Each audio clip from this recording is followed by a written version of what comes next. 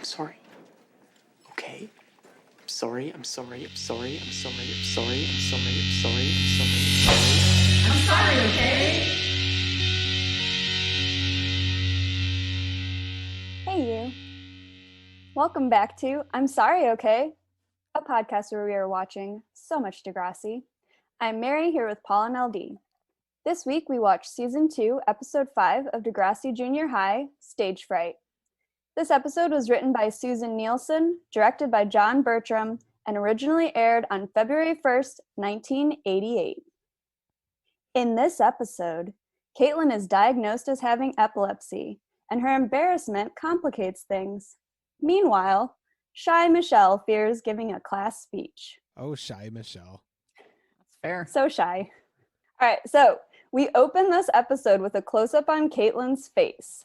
She's at the doctor's office and has electrodes attached to her head and face, and they're hooked up to machines around her as a doctor examines the results. This had a big sci-fi feel. I wrote the same thing. Paul, did you also have that? I just watched Clockwork Orange maybe 3 days before watching this episode. So this opening scene was very disorienting for what was actually about to happen versus what was in my brain. Also, I'm not saying that I recommend the movie A Clockwork Orange. It sucks. It's Yeah, I don't enjoy. Paul was watching it alone, and I kept like passing by and just being disturbed by whatever was happening. Mary kept walking by when all the boobs were happening. But they weren't pleasant boobs. It was No. like, I don't like what's happening to these boobs. Yeah. I feel the same way about Clockwork Orange that I feel about a lot of like classics. You know what I mean? Like The Shining and like By a classique, you mean when only white guys were allowed to do stuff on a grand scale, right? yes. Yeah. Things cool. Just made checking. by mediocre white men just given lots of money. And we all had to be real impressed. Yes. And also now we know how they were treating like especially the female like actors in like something like The Shining or It's called talent. Hold on. Were both The Shining and Clockwork Orange Kubrick? I think so. I do have like I've got a thing about Kubrick, man, because I fucking hate every Kubrick movie. But yeah, so I'm imagining they're gonna just start showing her like scenes of Nazi Germany or something on a big screen while Beethoven plays. I'm just like, leave Caitlin alone. I don't think she did anything. I also, the electrodes were, the way that they were on her face, initially I thought that she had like fallen and hurt her chin. And then I had to watch it a few times and I was like, oh, that's just an electrode. I was like, do they go on your chin? I'm not sure. They looked like they were like attached to a cotton ball and then just duct taped on there. Like it felt like they did not consult a doctor. And I feel like I should ask my brother because my brother has epilepsy and was probably diagnosed. Oh, really? Like, yeah, I think because, my middle brother has epilepsy and I think he was diagnosed when he was relatively young, but it would have been in the 80s. So now I've got a lot of questions. I should have called my mom. Did he have seizures past childhood that Nope. you're aware of? Nope. Okay. I just feel like the less accurate scientific depictions are in media, the better. Because I don't need to know what's actually happening to this character. I want to see a lot of wires. I want to see liquid bubbling in tubes somewhere. Some dry ice. It doesn't have to be like nearby or affecting anything. Yeah, some dry ice. Lots a of like, vial of something. yeah, colors. Send Oh, it to the lab. like a swirly tube. Yeah. Oh, Yeah. yeah. If I can see the liquid traveling through the swirly tube slowly, even better. Maybe a mouse in like a cage. Ah, well, Cute. that might make me worry about the safety of the mouse, though. Oh, they're doing experiments on it. Yeah, I guess so. You're describing like a mad scientist's like lab. So For diagnosing epilepsy. yeah. Yeah, why couldn't we have that? I mean, we basically probably did, though. because then like young Canadian children would be afraid of going to the doctor because this is supposed to make them feel I mean, Oh, they yeah. already made it a little scary.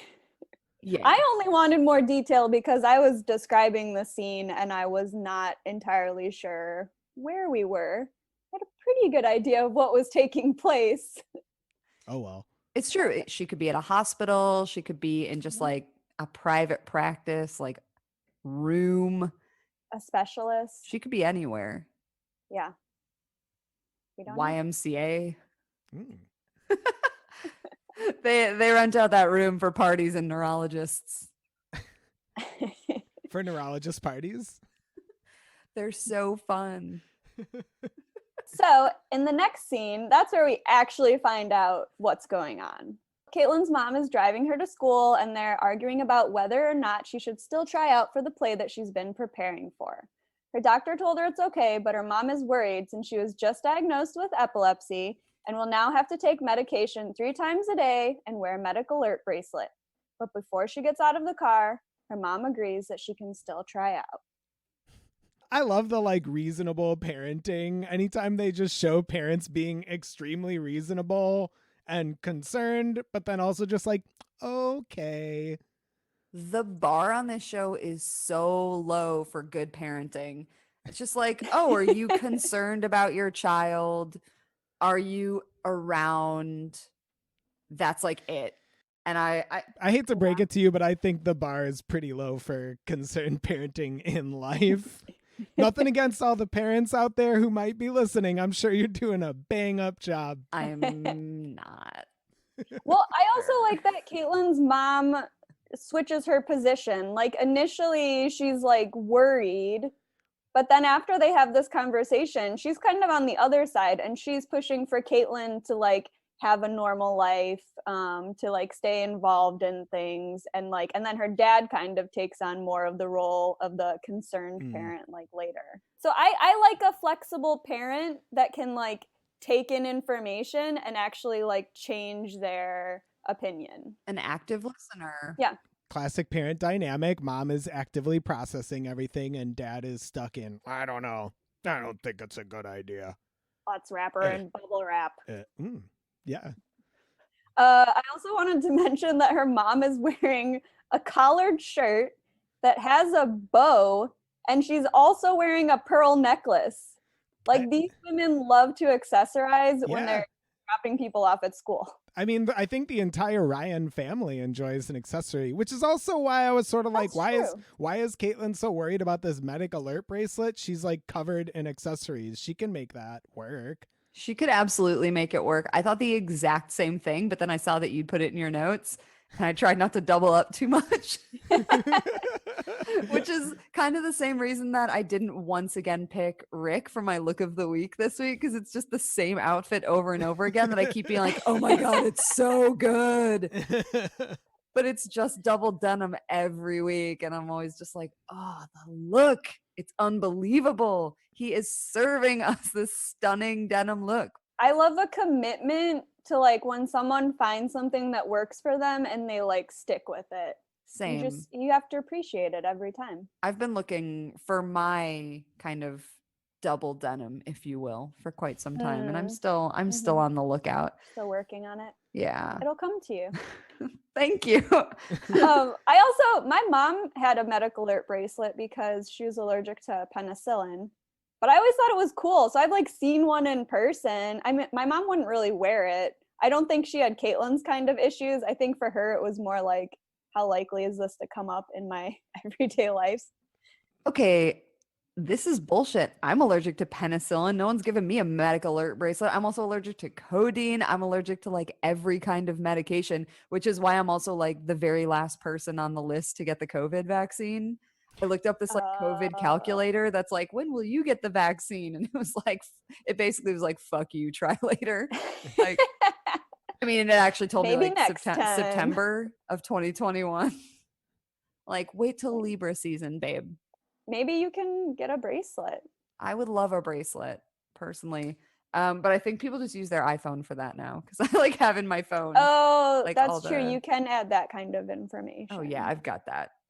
But yeah, I think the medical alert bracelet is cool. Her mom also says that she needs to take her medication 3 times a day.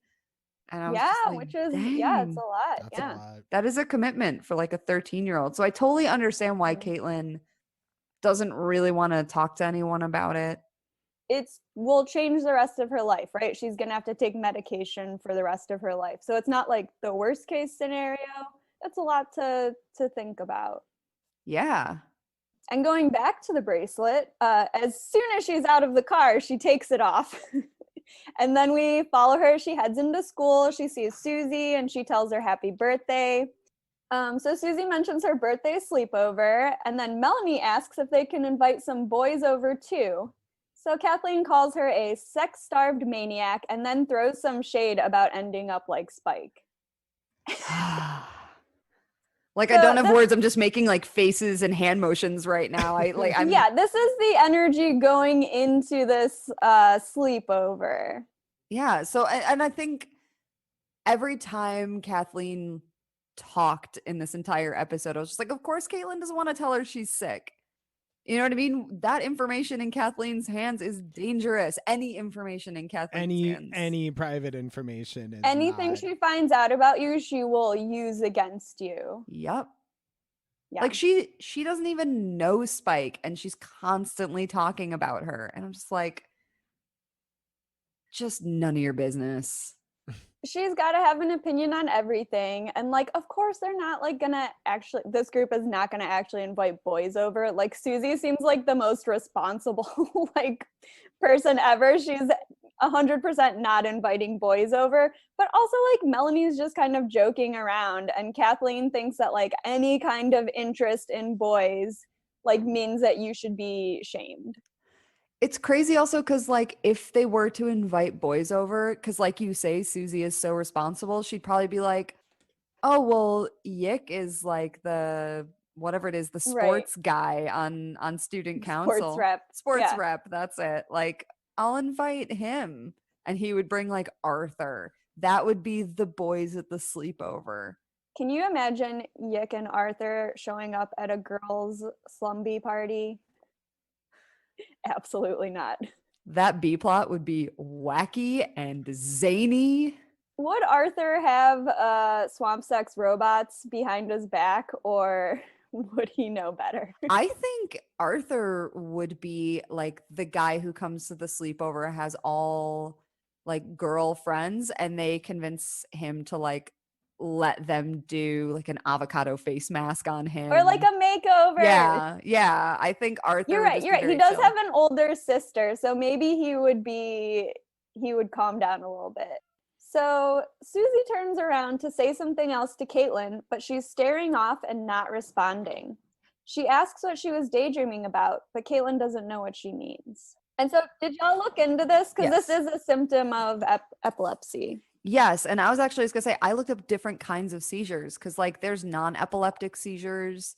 There's like all kinds of different seizures that you can have. And I used to work with kids in public schools. And I remember there were some kids who had seizures that were just staring straight ahead and not moving for a couple of minutes. And, you know, then there are the ones like we see later in the episode. And so, yeah, I looked this one up. What did you find out? Yeah, I also just that this was an absence seizure, which causes you to blank out or stare into space for a few seconds. Can also be called petit mal seizures. They're most common in children and typically don't cause any long-term problems. Thank you for that. And then the one she has later is a grand mal seizure, right? I think so, yeah, because that one seems more physical. That's the one that like people think of when they think of a seizure. Mm-hmm. So I feel like it was nice that they kind of had a couple examples in this episode. They didn't really, you did have to look into it. They never really explained how it was related to her condition, which felt a little confusing when I was first watching it. Because I felt, I felt like, why don't they just like explain at some point what's going on? But I think you're just supposed to like know that it's related to like her condition. Yeah, I think you're supposed to infer. Mm-hmm. And Susie teases that she was probably busy thinking about Rick, and then someone, is it maybe Jyoti? I don't know. Somebody says they thought that they were going out, And Susie says Caitlin likes him and he likes her, but they're both too shy. Gonna say, while I'm not crazy about the yellow pants, this is my look of the week. Okay, I love the yellow pants. I love the yellow pants. They are, I guess I'll say they're crucial to this look. I wouldn't do they're that. like I'm looking now, They're and a this will be up on our patterned. social media. They're like a patterned pant. I think they're awesome. Mostly I'm into whatever this like cotton vest and eggshell t-shirt combo. Very cool. Mm-hmm. I don't feel like I've seen a look like this before. And also, she was my look of the week in season 1, episode 6. So I think this is my first repeat offender. Oh, you've got your own Rick now. Yeah. Except these outfits were different. Whereas like every week, I'm just like, wow. Look at that denim jacket. He's still killing it. He does have a few. Because I feel like the one that he wears in this episode, the sleeves are a little longer than one that he was wearing in previous episodes. That's true. So he has like every length of denim jacket. So over in Radich's class, my new hero, Wiley, is giving a speech about why he likes watching TV. Anyways, that's why I like watching TV.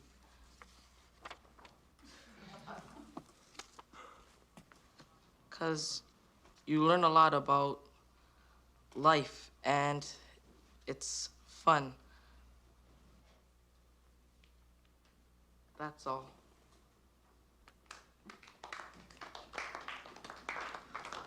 That's exactly why I like watching Degrassi. Yes! You learn a lot about life and it's fun. It is fun. A+. Radich, however, burns him, saying maybe he should pay less attention to his television and more attention to his homework, even though he actually did his homework and just delivered an extremely relatable speech. Yeah, it was perfectly valid. And also he seemed nervous. I was just like, hey, don't drag this kid while he's doing public speaking. He got up there and he did his thing. Yeah, give him his A++ and move right along, sir. Like, I would love to give a speech about watching TV. I know. I'm extremely impressed at the topic. I love the points that he made. I support it. I just finished watching Succession and I don't have enough people to talk about it with. Well, you could have started a TV club. With Wiley. I've been relegated to Reddit and I don't even post. I just look at what other people are saying about it and feel validated.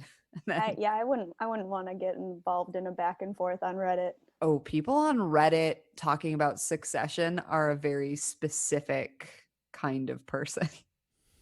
They probably love Kubrick. Oh, yeah. They love to correct people. Yeah. Oh, and speaking of correcting people, actually, Radich also walks past Snake and pulls off his headphones. He's just like listening to music while the kids are giving their speeches, which is a little rude. It's one thing if you want to do that while Radich is talking, but like, come on. Yeah, show your fellow classmate a little bit of respect there, Snake. Seriously. All right, so next week, Michelle, who Joey refers to as a mouse because she's so quiet, will have to present her speech to the class. And then kind of after class, she tells Alexa that she has to get out of it. Oh yeah, and Joey also says, hey Mouse, are you gonna rent microphones for your speech so we can all hear you? This is kind of the first time that we're seeing Alexa engage with like an actual friend, because up until now, she's sort of been a frenemy of Stephanie. Right. Who we haven't seen in a while. Yeah, she's really kind of faded into the background. I mean, she's never got a lot going on, right? Her world is all very Stephanie-centric, and it's like not that interesting. It's just like her being like, how can I talk to this boy? And then plotting how to talk to a boy who's in the majority of her classes for like weeks on end. I think it's really refreshing to see Alexa start to have her own friends. And I mean, it's not really her plot, it's Michelle's B plot, but I feel like it's Alexa and Michelle together being friends. And I think we get to see that actually Alexa's a really nice person and a really good friend.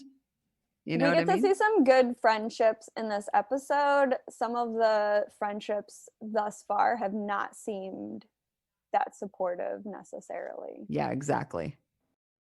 All right, so Caitlin stops at the drinking fountain to take her pill, but Susie is looking for her, so she hides them instead.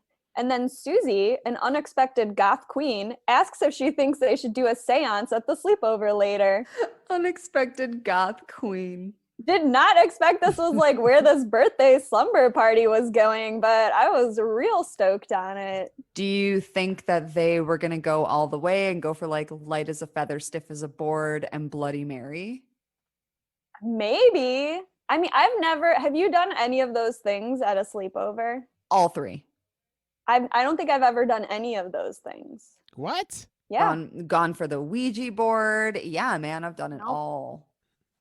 I never got invited to this kind of sleepover.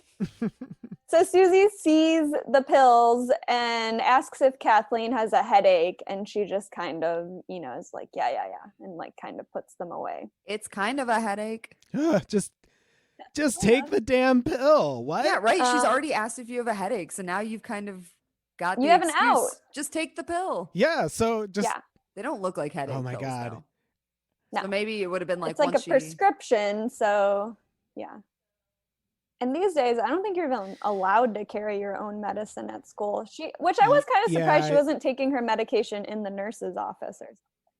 Yeah, because that's like accountability too. If you don't show up, the nurse is gonna be like, "Hey, you like put the announcement on blast or something." Yeah, and it seems like Caitlin's not totally being responsible enough to handle it herself. So if I were Caitlin's mom, I'd maybe be like, all right, well then you're going to the nurse's office and you're taking your pills there. She's a little bit in denial. I think she thinks that, yes, if she just pretends like it's not happening, she'll go back to normal. Right, but it's also really dangerous because she could have a seizure and really hurt herself, Yeah. if she's not taking her medication. I didn't know that you had to like have your medication administered by a nurse. I mean, obviously they weren't doing that at this time, but I never had medication I had to take like that until I was like in college. And then you just take it yourself. I think I knew other kids that would just have to do that. They'd be like, "Oh, I have to go to the nurse real quick." Or Yeah, whatever, I think like kids that took like medication for like ADHD would like go to the nurse's office, but probably also those kinds of medication can be abused, so that might have had something to do with it too. You don't want kids selling their medication at school. Incidentally, I was on medication that was for epilepsy, but it also worked to like help with nerve pain. And so like, because, I've got like a connective tissue disorder, like there can be a lot of nerve pain associated. And I was taking, an epilepsy medication that I had to take 3 times a day. And I had a little like do on my phone that would go off. Yeah, Caitlin, why just put it into your iPhone? Yeah, God. Caitlin, come on. Set get a it together. timer. It's not hard. It's actually not hard when there's a bell going off every hour at school. I know. That's true. It's like very like Pavlovian. All right, so Kathleen and Melanie walk by, and we overhear Kathleen saying that her mother told her that she's a natural for the part, and that when she read the audition piece, it brought tears to her eyes. That sounds like a real thing that actually happened. Well, Melanie tells her it was probably tears of boredom. Got her. Burn. So Kathleen and Caitlin are trying out for the same role in this play. So is Caitlin's grudge against Kathleen like strictly because of everything that went down in the Environmental Action Committee, or do you think she just generally hates everything that comes out of Kathleen's mouth? It couldn't have helped. I think they just seem like they're in constant competition with each other. Yeah. They're They're both just rivals. perfectionists. They're both striving to be in charge. They're both very self-righteous, but in very different ways. Mm-hmm. You know so what I a little mean? bit of like they're too similar, and they just like kind of rub each other the wrong way. Like Kathleen is like a fucking like QAnon like Trumper, and and Caitlin is like a woke white black square on Instagram who thinks that she's just like helping everyone. You know what I mean? Like Hippie mom. they're kind of two sides of the same coin a little bit. So next, everyone is getting ready to audition for the play, and Rick is setting up the lighting. Caitlin performs her piece while Alexa and Michelle are working on the costumes. Alexa is coming up with excuses for Michelle to get out of her speech, and tells her to tell Radich that she has a contagious disease, but Michelle thinks he'd ask for a note from the doctor. Obviously. Then she suggests a death in the family, but Michelle thinks it's morbid. And finally, she tells her to say she's on her period and her cramps are the worst. But Michelle can't even talk about, quote unquote, that with her mom. Okay, first of all of these are incredible ideas. Like, yes, Alexa's A+ killing it. for all of them. Like, contagious disease, you would have to commit a bit more because you'd have to stay home. Yeah, it's like, wait, why is she at school telling Radich that she has a contagious disease that only prevents her from speaking in front of the class? It's a good first draft idea. True. It's the first thing that you like throw out there. We can workshop this. Right. I think Death in the Family is perfect. No one ever asks unless it's like in Ferris Bueller where he's like, I want to see her corpse. But there is the problem of like, if you say like, oh, my grandmother passed away, and then later your grandma really does pass away, and people might be like, wait a minute, I thought this already happened. First of all, you can have more than one grandma. And if you've got step parents, you can just have a shitload of grandmas. Blended families, they just have like grandparents everywhere. Please don't ask me to divulge any more information in this trying time. Caitlin's reading felt a little stiff to me, if I'm going to be honest. Yeah. Well, I don't think you're the only one that felt that way, Paul. I would just like to say that I love that Rick is completely unsupervised doing electrical work up a ladder.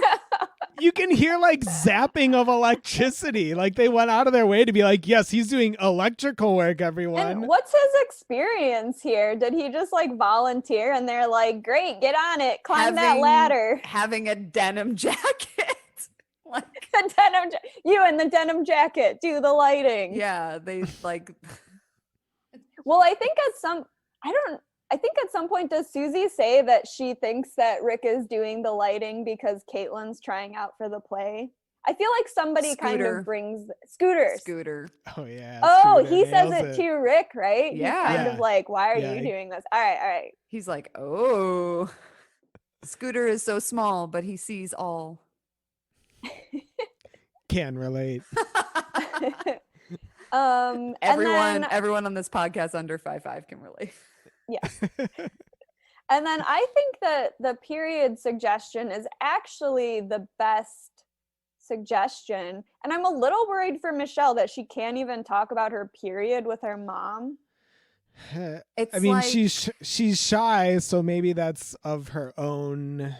Look, I was shy. I would talk about my period to my mom and my dad. Like, I guess it helped that my dad had 2 sisters and 3 daughters, but like having your period or having cramps was like not a secret in my house.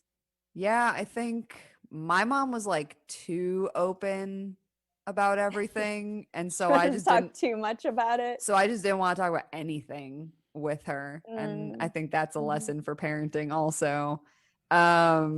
But like I just like walked in her room and I was like, I got my period, and she just like took me to the bathroom and handed me like a box of tampons and gave me 0 information. It was like, here, good luck, enjoy. And I was like, oh, I don't even remember, because I think there was always just like menstrual products in my house, and I just like figured it out and it was fine.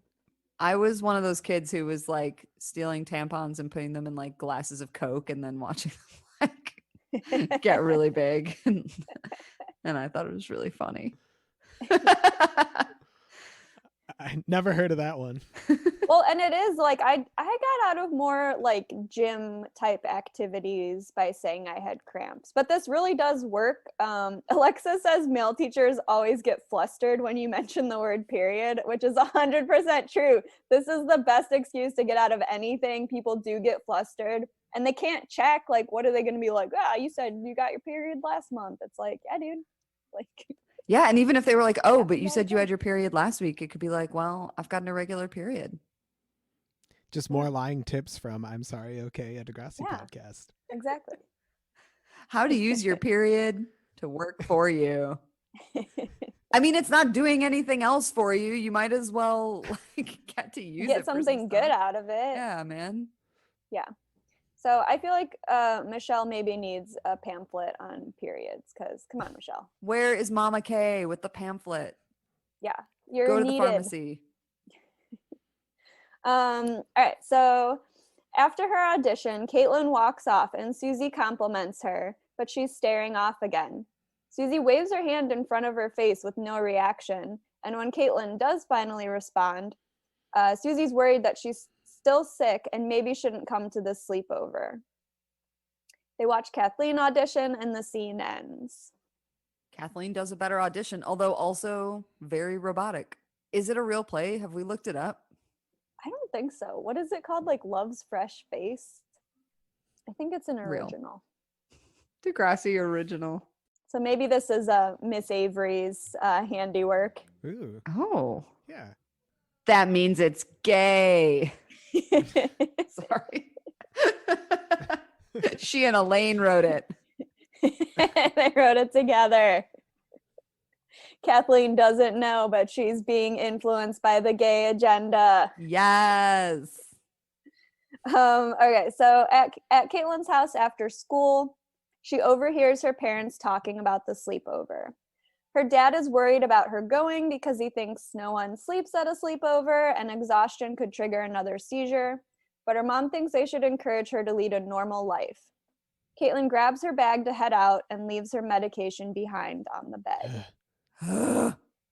No. Do you think she legitimately just forgets it, or she leaves it behind on purpose because she doesn't want to deal with it? I think she left it on purpose.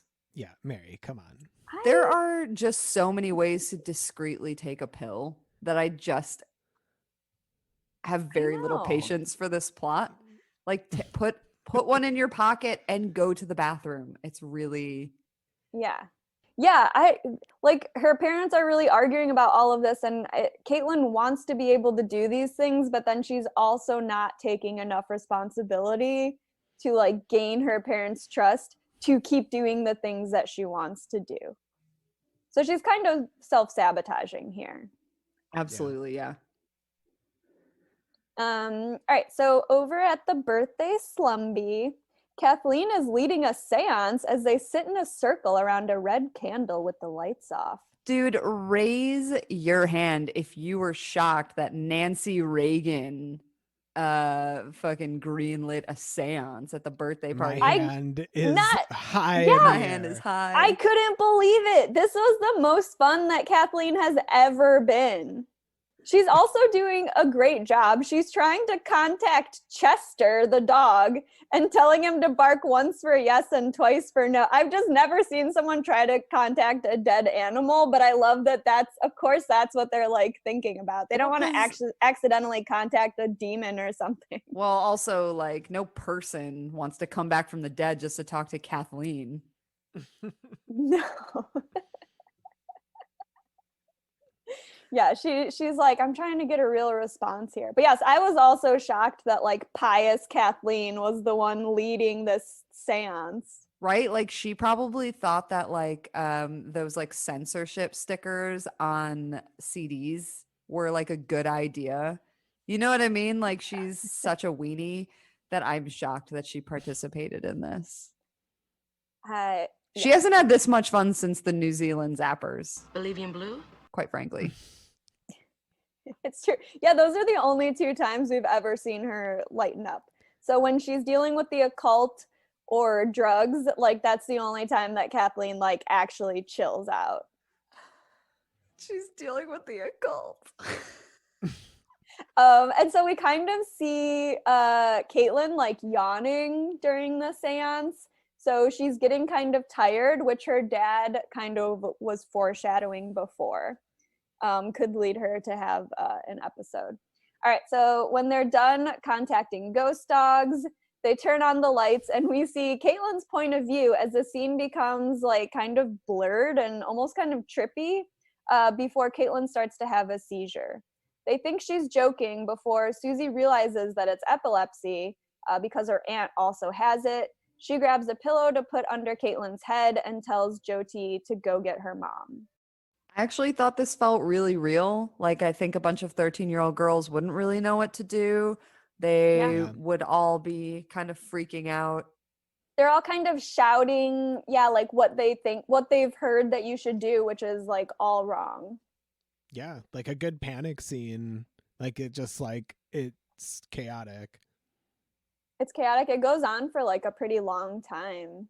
Yeah, Mhm. they don't cut from it. You know what I mean? They don't really. Kathleen tells them to like put a spoon in her mouth so she doesn't swallow her tongue, and Melanie tells Susie to hold her down, but Susie knows that like that's not what you're supposed to do. So I do like that they're also like kind of like myth busting, because those are the things that everyone knows, right? Or like put a wallet in their mouth. These are things that you absolutely should not do, but it's like the only things that we like know to do. Michael But, Scott tries to do The Yeah. Office when Stanley has a heart attack. He tries to stick his wallet in Exactly. Stanley's mouth. Yeah, so I think the thing you are actually supposed to do, I didn't look into this, but yeah, is to just support somebody's head so that they're, just to try to position them so that they're not hurting themselves against like the hard floor or anything like that. Yeah, and then also, if you can, just watch the clock and see how long it lasts. Mm. That's something that I've always been told to do. Do we want to talk at all about how they filmed the scene, like the moments before she actually has the seizure? It's like we've never seen them, like we've seen a dream sequence before, but we've never seen them do sort of like camera effects like that, which kind of reminded me of how the opening scene seemed sort of sci-fi too. I really liked it. It actually felt kind of realistic for me, actually. Mm-hmm. Like I've never had a seizure, but I have had things, that made my kind of cognitive, I don't know, awareness very different.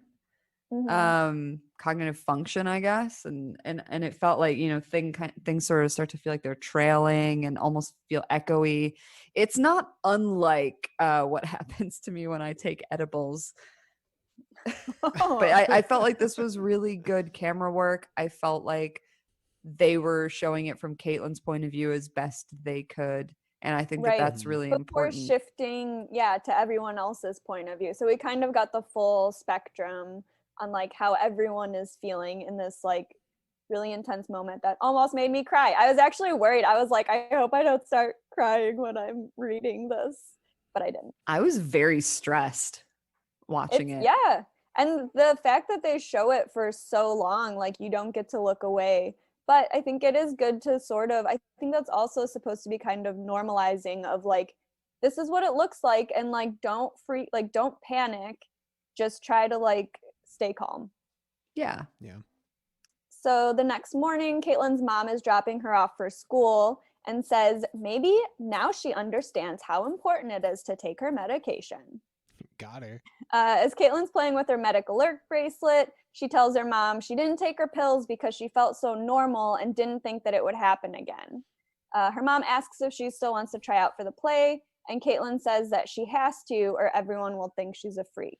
Mom's still being extremely chill about this situation too. Yeah, man. She's not yelling at her. She's not even really shaming her. She's mostly just trying to say, like, I hope you see that this is serious.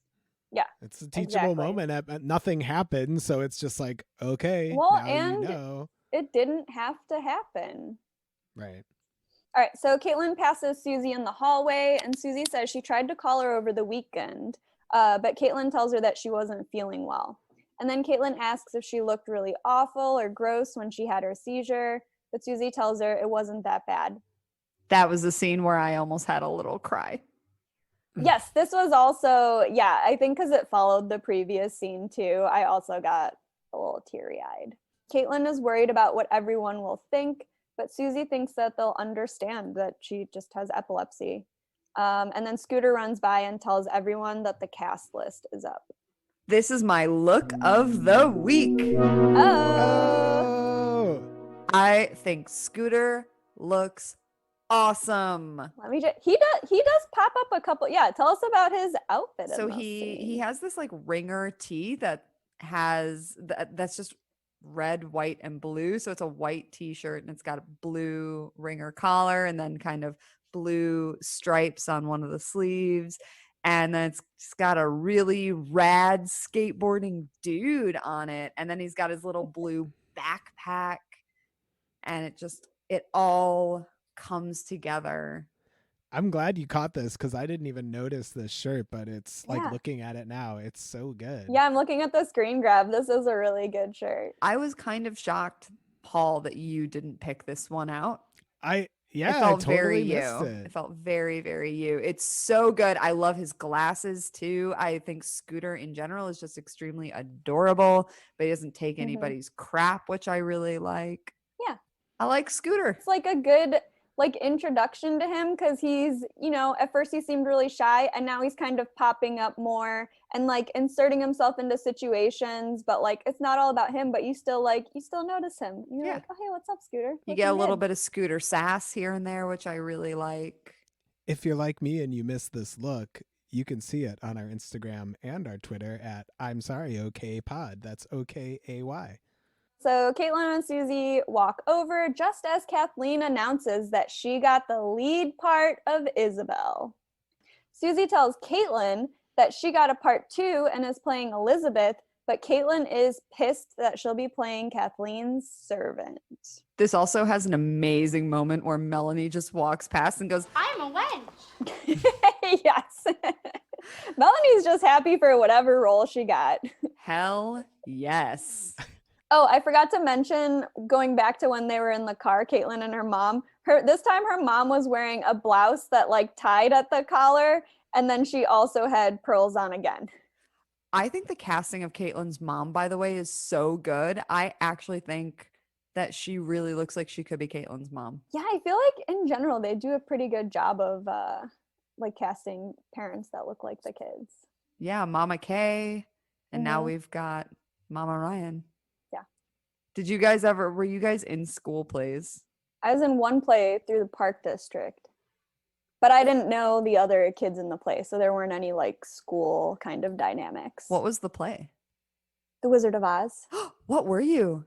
I was a tree and I had one line. Oh my God, I bet you did such a good job. I think I did a great job. I got to throw apples. I was also a flying monkey. We got to like rollerblade into the like auditorium. That is so sick. And actually I went and auditioned because my friend wanted to, and then I got a part and she didn't. Brutal. The cutthroat, rough and tumble world Of the Wheaton Park community. District. Community theater. Oh my God. Yeah, I wasn't good at acting at all, but I was at a performing arts high school and in the drama program, which I didn't even get into because I liked acting. I got into because I was like, I want to be a playwright. And obviously, like being in a drama program, you don't get to write anything. And also I didn't have any talent. So there's a lot there, but I was required like through the drama program to be in the school play every year and also several other plays. And I always got just like the smallest part. You were a Melanie? I was a Melanie. Yeah. I think at one point I was in, I cannot stress this enough, a post-apocalyptic Dracula. Which really just hard times for Dracula. Yeah, it was really just like a lot of like silver. I think it's very confusing. And I played Dracula's therapist. Or someone's therapist. I don't know. It might have been Dracula. I love that role. And it was just me sitting on a chair, like nodding. Dracula has like centuries of trauma, but like that he inflicted on others. I mean, maybe he's completing the cycle of abuse. We don't know what his childhood was It's like a Tony Soprano in therapy. It's like, just do that. Yeah. Ooh, yeah. Were you Melfi? I mean, I What a didn't role. watch The Sopranos, so I didn't have any source material to draw from. But I feel that if I were to do it now, I would bring like a strong Melfi energy. Yeah, I was always given things where you get like one line tops. And that's all I could be trusted with. Yeah, well, apparently for both of us, that's how we. Although I also rollerbladed, yeah, I also only got one line that I was entrusted with. Dude, I love you as a tree. I was a great tree. You have long limbs. Yeah. So over in Radich's class, Michelle goes to talk to Radich before class starts and whispers to him that she can't do her speech because she's lost her voice. But Radich tells her to get it back before tomorrow and says it's the oldest excuse in the book. He also tells her to just talk about something that she knows. Honestly, pathetic. Pathetic attempt. Yeah, that's what she came up with. It wasn't even the day of her speech, I don't think. Yeah, exactly. First of all, your voice could come back by tomorrow. And second of all, she's going all like ASMR on us. She didn't sound sick. No, it wasn't like a raspy, I lost my voice. No. It was just, you're clearly just whispering. But also, Mr. Radich doesn't really show any sympathy for the fact that she clearly has a phobia. And the fact that she's been in his class this long, he would know that she's very shy and might need some extra encouragement or support. Yes. And saying just like, oh, just talk about something you know is like, it's a start, but it's just not really the whole thing. Well, and that's also what Wiley did, and he insulted him in front of everybody. Yeah, exactly. I can't imagine that there's anything that she could talk about that Mr. Radich wouldn't have a snide comment about. Yeah, he doesn't have any time to help because he's got to come up with all these sick burns. Those don't just happen on the fly. That's what he was writing when he was at his desk when she went to talk to These him. zingers don't happen in a vacuum. No, he's got to like take chuckling notes. to himself as he Got to think about what he knows about the kids so that he can use it against them to like really cut them down. Yeah, what'll really get to them.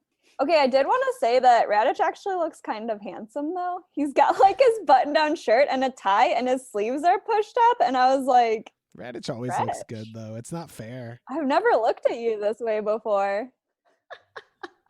It's like when we were watching election coverage and suddenly all the guys on CNN were hot. You know, it was just kind of like... We've been staring at Radich. There's only 2 teachers in this school so far. We already knew Miss Avery was a babe. Yeah, we get it. A babe to all. Yeah, Elaine certainly thinks so. All right, so over in the hallway, Kathleen is bragging about how she knew she'd get the role and how stoked she is. And Caitlin tells Susie that she only got the part because Caitlin has epilepsy. But Susie is not here for it and tells her Kathleen actually had a really good audition. Nobody likes a sore loser. No. And yeah, Susie is definitely like checking her friend right now. She's like, come on. And also Miss Avery does not, no one at school knows. Well, I guess maybe at this point they kind of know, but like, I don't think Miss Avery knows or that Miss Avery would not give someone a role because of it. No, I can't imagine that, especially because she's kind of a mentor to Caitlin. So really, she would have probably just talked to her about it. Yeah.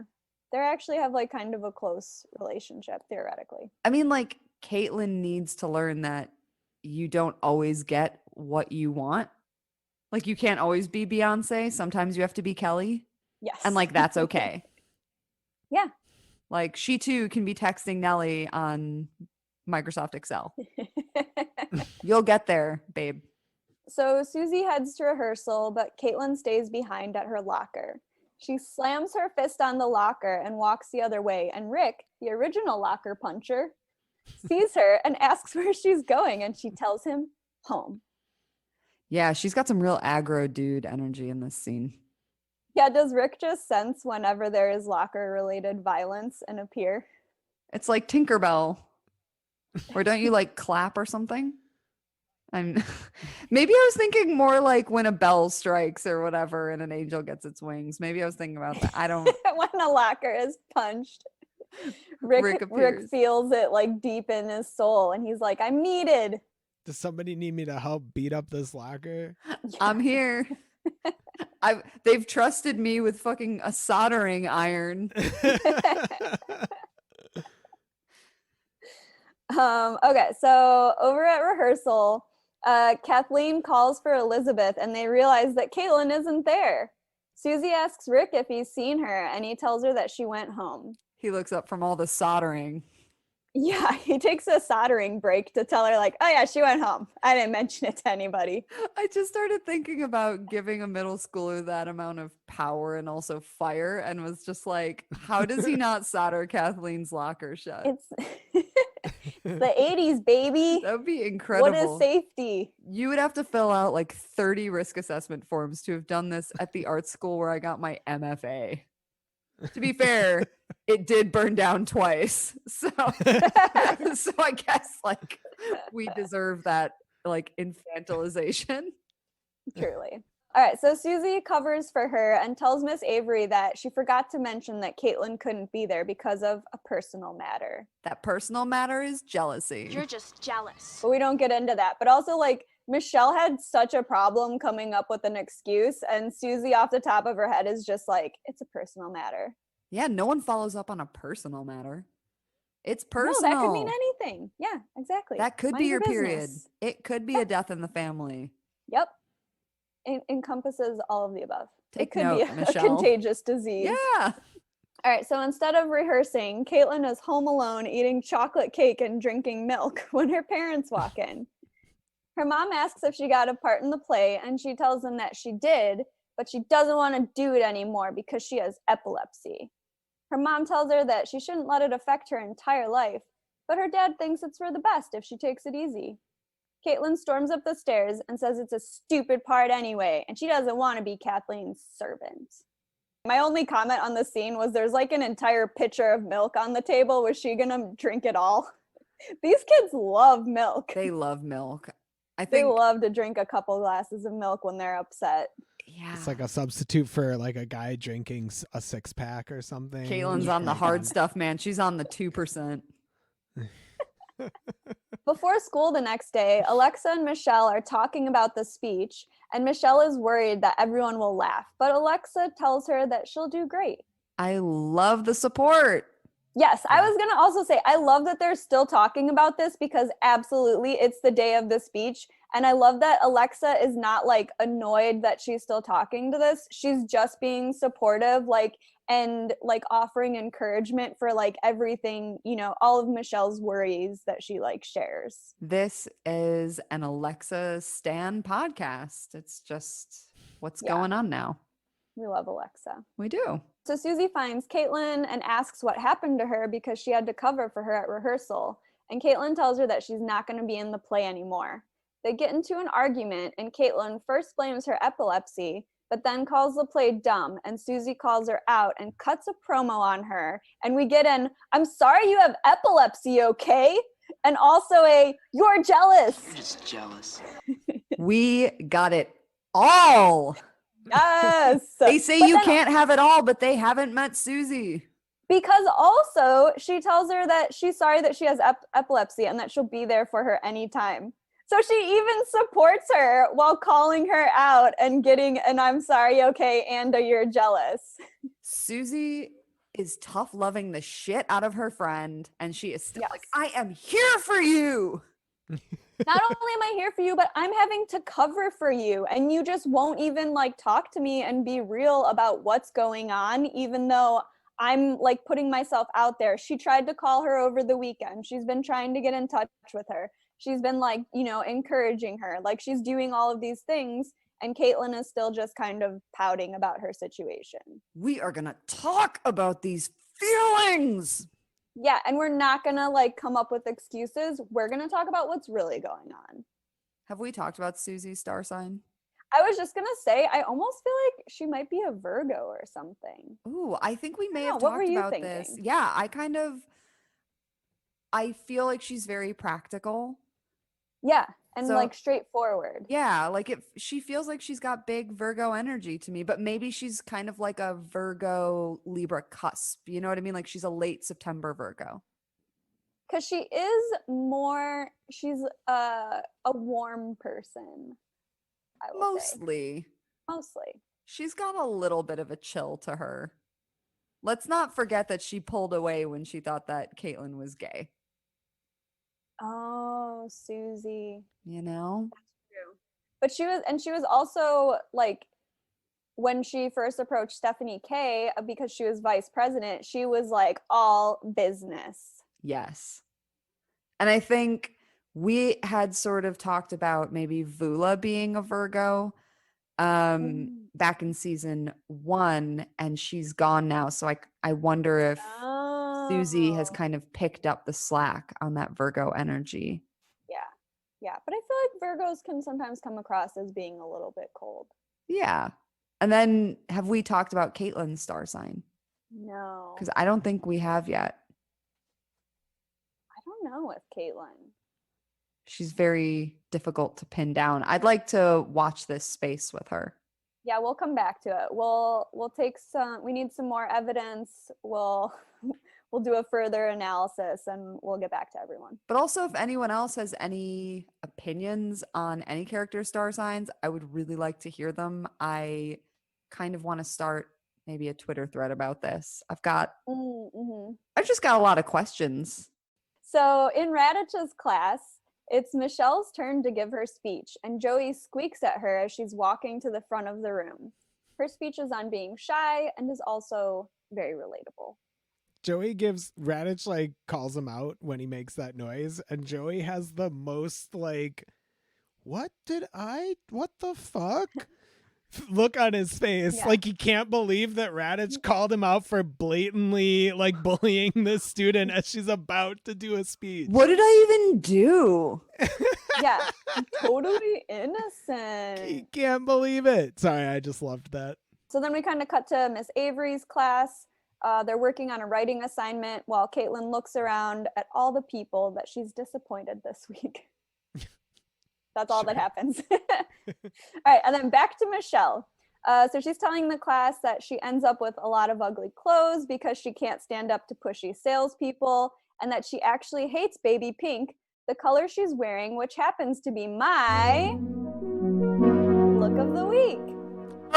Oh. Yes, so I love baby pink and also oversized short sleeve tops. So I am very into this look. I think she's wearing like a black skirt and kind of like a high-waisted belt with it. And then she's just got this like big hair, which just, I mean, she doesn't have to do anything with it because it's just got that natural volume. Yes, Michelle is adorable. She looks so good in this outfit. Also, she's just got like tons of freckles. I like her. I like She's Michelle. very cute. And she actually gets a huge round of applause at the end of her speech. She's very like charismatic and like she's adorable. So everyone loves it. And she's stressed for nothing. She nails it because she actually, I think this is really similar to Yick's stereotyping paper, where like she makes it personal and makes other people care. But also I wanted to point out that Alexa is sitting in the front row. She is smiling when Michelle starts her speech. And then when she's done, she gives Michelle a little hand squeeze. Aww. So I was just like, she's there every step of the way supporting her friend. We love a good pal. So Joey follows her out of class and puts his arm around her and offers her $5 to write his speech for him, but she removes his arm and tells him to forget it. He then offers her $10 and a Zit Remedy demo tape, which nobody wants. I love it. Well, maybe we want, but nobody at Degrassi wants. A truly pathetic attempt. Also, can we start calling them Zitrem? A Zit Rem demo? Yeah, the Zitrem. Zit Rem dem. No? Zit Rem dem. Zit Remedy is just... So after class, Caitlin goes to the girls' bathroom to take her pill. And she has one of those little collapsible cups for water. Do you remember those? I love it. This is like before everyone had reusable water bottles. Yeah, they'd have like these little collapsible dishes that you could like bring places. Can I just tell a quick story about my dumbass and my total lack of understanding about water displacement, and that I used to have one of those little collapsible cups, but I thought that you could store a cup of water in it. So then I closed after filling the. So You thought it was like magic. So you extend the cup out of the little holder and then you fill it and drink it. But I thought you could take the water with you. So I extended the cup, filled it, and then tried to collapse it. I mean, nothing really happened except my hand got really wet and I felt stupid. Gonna need an age check on this story. I mean, I was maybe 8. I don't know. That's too old. Oh, it was absolutely too old. That is too I could have old. been 11. I don't know. Oh my God. This was actually last week. This was this morning. Oh, it's cute. Okay. Sadly, science is not there yet, Paul. I can't be trusted with like objects. Just don't. Any No form of objects for you. objects. Just please don't give me it. No high-tech objects. I don't know what to do with this thing. Take it away. Well, anyway, yeah, Caitlin seems more prepared to handle her business now. And then we shift to over at rehearsal. Kathleen is saying that she heard that Caitlin dropped out of the play, and now that she has epilepsy, she won't be doing much of anything. And then Rick says, Kathleen. Fuck you. Yeah, basically, Kathleen, why don't you just shut up? Which is Degrassi speak for like, go fuck yourself with a chainsaw. 100%. And then we see that Caitlin is in costume and is getting ready to rehearse. So she is there. Oh, God. Which is also so good, which means Caitlin heard Kathleen talking shit about her. And then also heard Rick defend her. Yes, yeah. we do love to see That's it. the other thing. Everyone's been like there to defend her with whatever's like kind of come up. Or not even defend her, but you know, like Susie was covering for her. Rick is defending her now. Like her friends have her back. She should just trust in them. Good for Caitlin to find a way to fit a headband into this costume design, by the way. I thought the exact same thing. It's like sparkly. Nailed it. You know what? She will always find a way to wear a headband. She looks amazing in it. So I look forward to many, many more headbands. Yeah, absolutely. Miss Avery says that she also heard rumors that she was dropping out, but Caitlin says she'll be the best servant that Kathleen ever had, and that Kathleen needs all the help she can get as she turns her crown around the right way. Got her. So Rick is perched up by the lights like a gargoyle and tells her welcome back.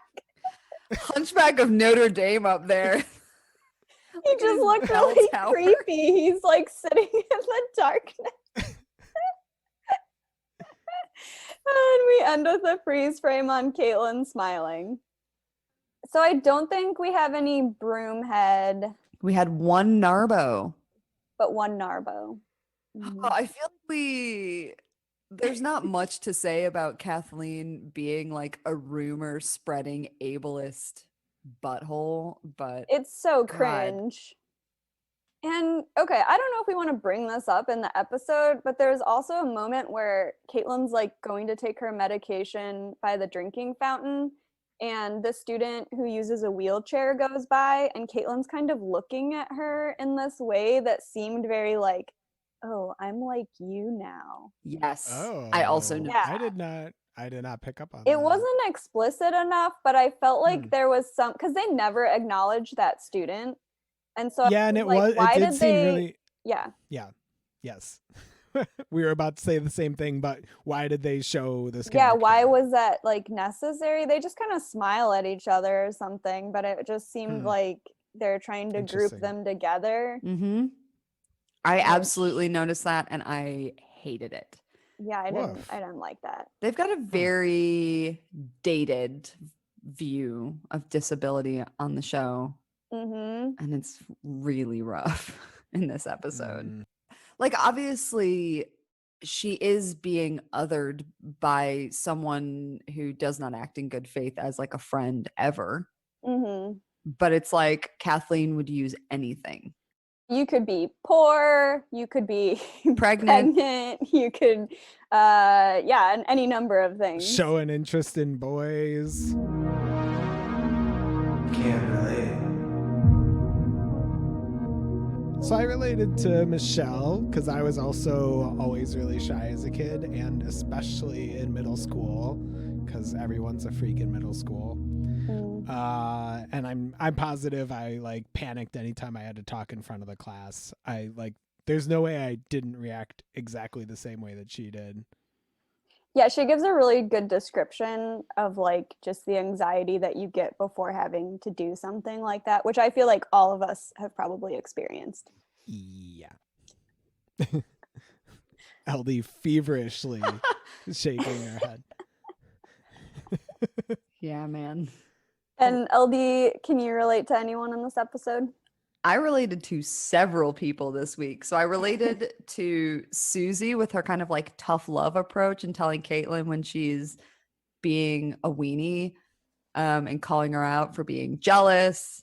I also related to Caitlin, who doesn't want people to treat her any differently because she's sick. I also have a chronic illness, and like you actually do really see that some people, will start to treat you differently or just stop inviting you to stuff, or, there's a fear of what your life is going to be when something changes with your health. And I think that Caitlin's got every right to be afraid, especially as like a 13-year-old.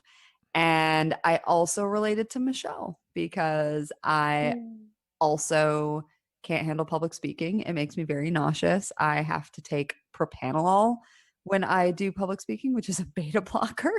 Otherwise, I will like shake so hard that I throw up. So I related. I related to the same three, although I didn't mention Michelle, but I obviously also like was really shy when I was younger and have all the same kind of anxiety with like public speaking and just kind of group speaking in general. But I also love that all of us are doing a podcast.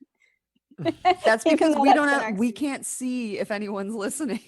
It's true. We're just talking to each other. I'm like, I can handle talking to two people, no problem. That's my max. Yeah, but I mostly related to Caitlin and Susie. I related to Caitlin not wanting to be Kathleen's servant because I would also be so salty about that given their history, and I have many grudges that I like to nurture instead of resolving. But I related more to Susie because she was just such a solid friend in this episode and really tried to be supportive while also letting Caitlin know that she thought she was wrong. I love that you just acknowledged that you have many grudges. Oh, absolutely. And like Kathleen has done nothing to redeem herself. Like I would hold on to every mean thing she had ever said to me, and I would never be nice to her or let her anywhere like near me personally. Dude, I'm holding on to every mean thing she's ever said, and she's a fictional character. Like, I'm so angry that she's even a character. I'm like, is this the representation we want? Well, and more than she like more than being worried about like everyone's opinion, it seemed like she was primarily worried about Kathleen's opinion because she knew that Kathleen was just going to be like super rude about it. And she was. Yeah. Her fears were very founded. Like Kathleen absolutely came through with exactly what Caitlin was afraid of her doing, spreading shit about her. And also, like, rubbing her nose in the fact that she's the lead. Eat shit, Kathleen. So, friends, what did we learn today? Nothing. I learned that it's cool to take something that seems like a negative personality trait, like shyness, for example, and just do the best you can with it, even if it feels embarrassing initially. People might find out that you're actually a little badass. This week for me was all about feeling different and worrying about it. So I think that in a society that rewards assimilation and sameness and majority rule, that it can feel really difficult to be different. And Caitlin's realizing that her entire life is different now and worried about how others are going to perceive her. And Michelle is worried about her shyness, and she feels different from her peers who are obviously more extroverted and able to do public speaking. So I guess we just need to ask ourselves, how can we support people in our lives, and how can we create an accessible community where everyone can be themselves? Today I learned that good friends will call you out when they need to. Sometimes your friends need sympathy, and sometimes they need the truth. Michelle was already feeling really insecure, so Alexa kept encouraging her and trying to help her scheme her way out of the speech. Susie was also supportive of Caitlin, but when she realized she was just pissed off about the role she got, she felt like she had to be more direct because Caitlin wasn't being honest about why she was reacting the way she was. In the end, it was better that Caitlin didn't drop out of the play because she got to stick around and clown Kathleen in front of everyone. You can listen to I'm Sorry, Okay, a Degrassi podcast on Acast, Spotify, Stitcher, or wherever you listen to podcasts. And if you enjoy what we're doing here at I'm Sorry, Okay, be sure to give us a rating and a review on Apple Podcasts. Constructive compliments only. And thanks for listening. You can follow us on social media at I'm Sorry, Okay Pod. OK is spelled O-K-A-Y, and email us at I'mSorryOKPod@gmail.com. That's it for Stagefright. Next week we'll be watching Fight.